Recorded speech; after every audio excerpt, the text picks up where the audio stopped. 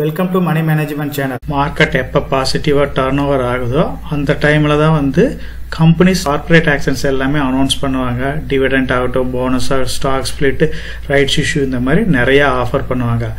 Market வந்து இப்போ 25,000 பாயிண்ட்ன்ற லெவலில் நிற்குது. கூடிய சீக்கிரம் வந்து இன்னும் பாசிட்டிவாக டர்ன் ஓவர் ஆகி மேலே போகிறதுக்கு வாய்ப்பு இருக்குது. அப்படின்ற அடிப்படையில் மார்க்கெட்டில் number of top players companies எல்லாமே வந்து கார்பரேட் ஆக்ஷன்ஸ் எல்லாமே அனௌன்ஸ் பண்ணியிருக்கிறாங்க.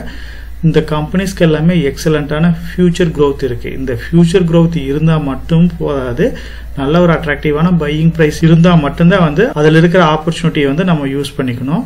இப்போ ரீசெண்ட் டைமில் மார்க்கெட்டில் அனௌன்ஸ் பண்ண, அதாவது எஃப்எம்சிஜி செக்டரில் ஒரு முக்கியமான கம்பெனியாக இருக்க ஜைடஸ் வெல்னஸ் வந்து அதோட ஸ்டாக் ஸ்பிளிட் வந்து அனௌன்ஸ் பண்ணியிருக்கிறாங்க. ஒரு ஸ்டாக் இருக்குது அப்படின்னா கூடிய சீக்கிரம் 5 ஸ்டாக் கிடைக்கும் அப்படின்ற மாதிரி சொல்லியிருக்கிறாங்க.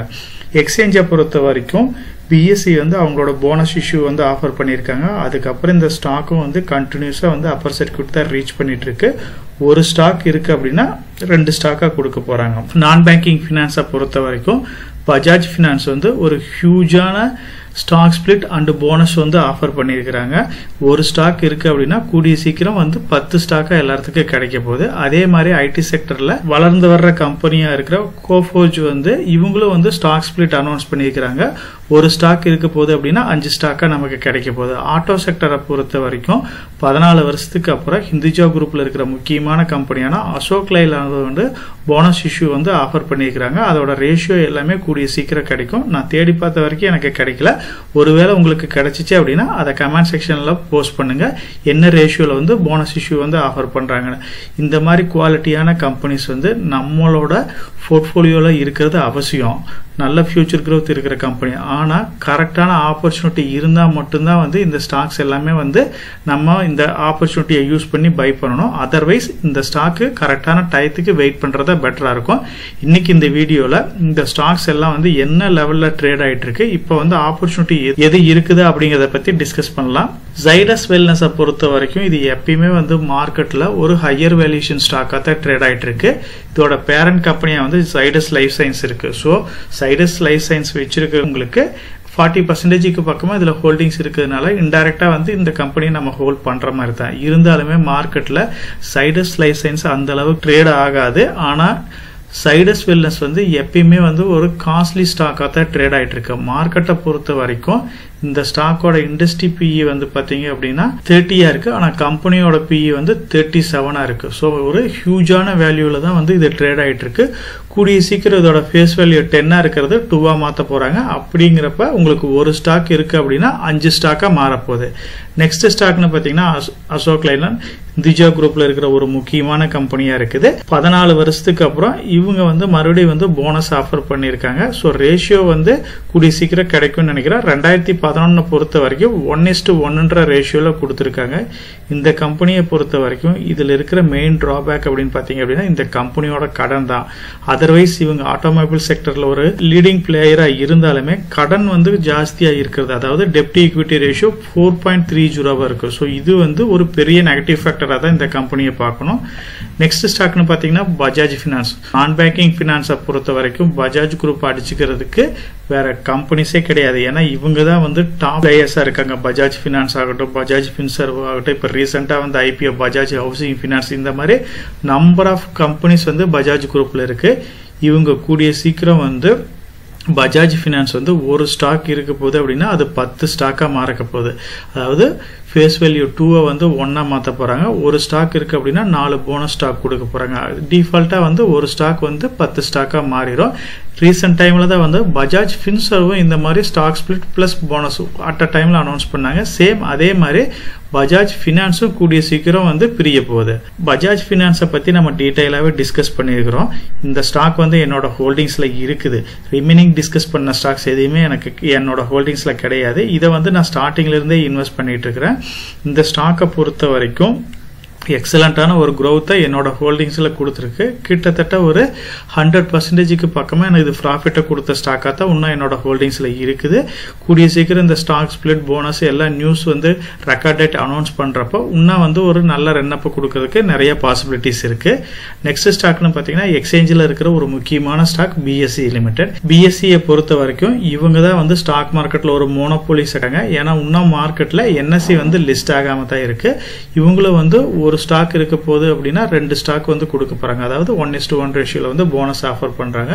இவங்க எப்ப போனஸ் ஆஃபர் பண்ணாங்களோ அதுல இருந்து இந்த ஸ்டாக் வந்து ஆல் டைம் ஹையை ஹிட் பண்ணிக்கிட்டே தான் இருக்கு. நியூ 52 வீக் ஹையையும் கிரியேட் பண்ணிக்கிட்டே தான் இருக்கு. ஸோ மார்க்கெட்டை பொறுத்த வரைக்கும் இது கிட்டத்தட்ட இப்ப இருக்கிற சிச்சுவேஷன்ல ஒரு மோனோபோலி ஸ்டாக்கா தான் ஃபங்க்ஷன் ஆயிட்டு இருக்கு. NSE எப்ப வருதோ அப்பதான் இதுக்கு ஆல்டர்னேட்டிவா இன்னொரு ஸ்டாக் வந்து மார்க்கெட்ல அவைலபிளா இருக்கும். அதர்வைஸ் இந்த ஸ்டாக் தான் வந்து இப்ப எக்ஸ்சேஞ்சை பொறுத்த வரைக்கும் டாப் லேயரா இருக்கிறாங்க. நெக்ஸ்ட் ஸ்டாக் பார்த்தீங்க அப்படின்னா ஐடி செக்டர்ல இருக்கிற ஒரு முக்கியமான கம்பெனி கோஃபோர்ஜ். இந்த ஸ்டாக்கை பொறுத்த வரைக்கும் இதோட ஃபேஸ் வேல்யூ 10 வந்து 2வா ஸ்பிளிட் பண்ண போறாங்க. இதுவுமே வந்து ஐடி செக்டர்ல ஒரு லீடிங் பிளேயர் கம்பெனியா இருக்கு. அபரிவிதமான வளர்ச்சியிலையும் இந்த கம்பெனி போயிட்டு இருக்கு. மார்க்கெட்டை பொறுத்த வரைக்கும் ஸ்டாக்கோட ஃபியூச்சர் growth எக்ஸலண்டா இருந்தாலுமே நம்ம கரெக்டான ஆப்பர்ச்சுனிட்டி கிடைக்கிறப்ப தான் இந்த ஸ்டாக்ல எல்லாமே இன்வெஸ்ட் பண்ணணும். இப்ப நம்ம டிஸ்கஸ் பண்ண இந்த 5 ஸ்டாக்கும் பாத்தீங்க அப்படின்னா இப்ப இருக்கிற சிச்சுவேஷன்ல கண்டிப்பா ஓவர் வேல்யூஷன் ஸ்டாக்கா தான் இருக்கு. அசோக் லைலாண்டை பொறுத்த வரைக்கும் இண்டஸ்ட்ரி PE 25 இருக்கு. நியர்லி இண்டஸ்ட்ரி PEக்கு ஈக்குவலாவே ட்ரேட் ஆனாலும் இந்த கம்பெனிக்கு இருக்கிற மெயின் டிராபேக் நம்ம டிஸ்கஸ் பண்ண மாதிரி டெப்ட் ஈக்விட்டி ரேஷியோ 4.30 இருக்கு. சோ அதனால இந்த கம்பெனியை பொறுத்த வரைக்கும் நம்ம இதுல இன்வெஸ்ட் பண்ணி ரிஸ்க் எடுக்க தேவையில்லை. ஹிந்துஜா குரூப் ப்ரொமோட்டரா இருந்தாலும் கடன் ஜாஸ்தி இருக்கிறதுனால விலகி இருக்கிறது நல்லது. பஜாஜ் பினான்ஸை பொறுத்த வரைக்கும் நல்ல ஒரு growth oriented எக்ஸலண்டான கம்பெனி தான். ஆனா கொஞ்சம் ஹையர் வேல்யூஷன் ஸ்டாக்கா தான் இது மார்க்கெட்ல எப்பயுமே ட்ரேட் ஆயிட்டு இருக்கு. இண்டஸ்ட்ரி PE 22ங்கிறது இப்ப கம்பெனி வந்து 35க்கு பக்கமா ட்ரேட் ஆயிட்டு இருக்கு. நெக்ஸ்ட் ஸ்டாக்னு பாத்தீங்க அப்படின்னா ஜைடஸ் வெல்னஸ். ஜைடஸ் வெல்னஸை பொறுத்த வரைக்கும் FMCG ஸ்டாக்ஸ் எல்லாமே வந்து இப்ப நல்ல கரெக்ஷனை பார்த்தாலும் இந்த கம்பெனி வந்து ஒரு பெரிய அளவுக்கு கரெக்ஷனை பார்க்கல. இதோட ஆல் டைம் ஹை வந்து 2484 ரூபாயா இருக்கு. இப்ப நியர்லி 2000 ரூபாய்க்கு பக்கமா தான் ட்ரேட் ஆயிட்டு இருக்கு. ஏன்னா இதோட ப்ராடக்ட்ஸ் வந்து பாத்தீங்க அப்படின்னா மார்க்கெட்ல ஒரு பிரீமியம் ப்ராடக்டா இருக்கிறதுனால நல்ல ப்ராஃபிட் மேக்கிங் கம்பெனியா இருக்கு. சைடஸ் வெல்னஸ் பொறுத்த வரைக்கும் கொஞ்சம் காஸ்ட்லியா தான் இருக்கு. கோஃபோர்ஜை பொறுத்த வரைக்கும் ஐடி செக்டர்ல ஒரு தவிர்க்க முடியாத கம்பெனியா இருக்கு. இண்டஸ்ட்ரி PE 31 இருக்கிற இடத்துல இந்த கம்பெனியோட PE வந்து 66 இருக்கு. சோ இது வந்து பெரிய அளவுக்கு கடன் இல்லாத கம்பெனி தான். நல்ல எக்ஸலண்டான growth கொடுக்கக்கூடிய கம்பெனி தான். நியர்லி ஆல் டைம் ஹைக்கு பக்கமா தான் இந்த கம்பெனியை வந்து ட்ரேட் ஆயிட்டு இருக்கு. நெக்ஸ்ட் ஸ்டாக்னு பாத்தீங்க அப்படின்னா எக்ஸ்சேஞ்சில் ஒரு முக்கியமான கம்பெனியா இருக்கிற BSE லிமிடெட். BSE பொறுத்த வரைக்கும் பப்ளிக் செக்டர் கம்பெனியா இருந்தாலுமே ரொம்ப ஒரு ஹையர் வேல்யூஷன் ஸ்டாக்கா தான் இருக்கு. 52 வீக் லோ 2115 இருக்கு. இப்போ ஆல் டைம் ஹைன்னு பாத்தீங்க அப்படின்னா 7588 இருக்கு. இப்போ ஆல்மோஸ்ட் ஆல் டைம் ஹைக்கு பக்கமா அதாவது 7305 ரூபாய்க்கு பக்கமா தான் ட்ரேட் ஆயிட்டு இருக்கு. எப்ப இந்த அனௌன்ஸ்மெண்ட் கிடைச்சிச்சோ இந்த கம்பெனி வந்து நியூ ஆல் டைம் ஹையை கிரியேட் பண்ணிக்கிட்டே தான் இருக்கு. ஸோ மார்க்கெட்டை பொறுத்த வரைக்கும் நியூஸ் பேஸ்ல நம்ம ஸ்டாக்கை வந்து வாங்குறது கொஞ்சம் அவாய்ட் பண்ணலாம். இப்ப இருக்கிற சிச்சுவேஷன்ல இந்த கம்பெனில SIPO இல்ல லம்சம் மோட்லயே இன்வெஸ்ட் பண்ற மாதிரி கிடையாது. கரெக்டான ஆப்பர்ச்சுனிட்டி ஏதாச்சும் கிடைச்சிச்சு அப்படின்னா இந்த மாதிரி குவாலிட்டியான ஃபியூச்சர் growth இருக்கிற கம்பெனிஸை ஆப்பர்ச்சுனிட்டி யூஸ் பண்ணி இன்வெஸ்ட் பண்ணிக்கலாம்.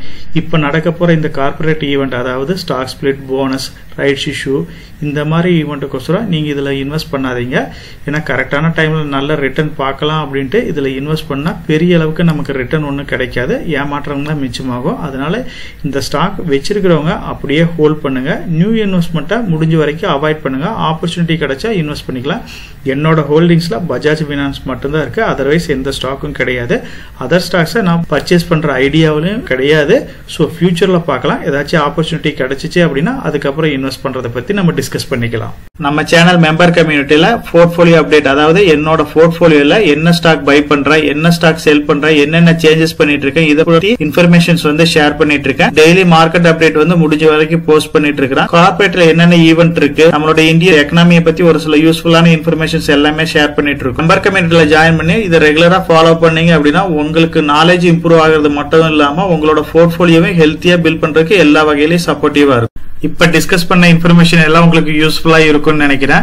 இந்த வீடியோ உங்களுக்கு யூஸ்ஃபுல்லா இருந்துச்சு அப்படின்னா நம்ம சேனலை வந்து சப்ஸ்கிரைப் பண்ணுங்க, நம்ம வீடியோவை லைக் பண்ணுங்க, ஷேர் பண்ணுங்க. கமெண்ட் செக்ஷன் ஓப்பன்ல தான் இருக்கு.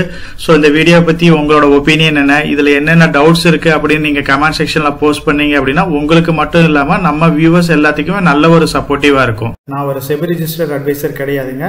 நம்ம சேனலில் போடுற வீடியோக்கள் எல்லாமே வந்து பார்த்தீங்கன்னா எஜுகேஷனல் ஆர் இன்ஃபர்மேஷன் பர்பஸ்க்கோசரம் போஸ்ட் பண்ணுற வீடியோக்கள் தாங்க. இன்வெஸ்ட்மெண்ட்னா கண்டிப்பாக ரிஸ்க் இருக்கும். அதனால் நீங்கள் உங்கள் ஃபினான்ஷியல் அட்வைசர்கிட்ட டிஸ்கஸ் பண்ணியோ இல்லை நீங்களா ஓன் டிசிஷன் எடுத்தோ இன்வெஸ்ட் பண்ணுங்கள்.